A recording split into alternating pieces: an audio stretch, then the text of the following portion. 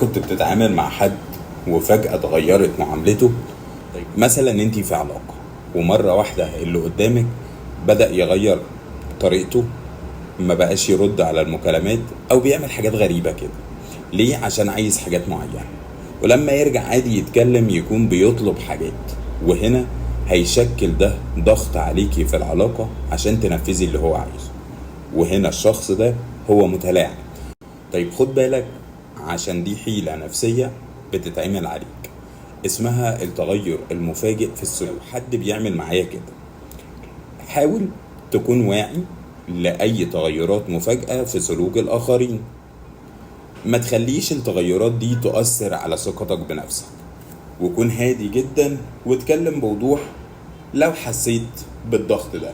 مهم جدا انك تكون واعي لحيلة التغير المفاجئ في السلوك، لان المتلاعبين بيعرفوا ازاي يضغطوا على النقطة دي عشان تقدم انت تنازلات تنفع.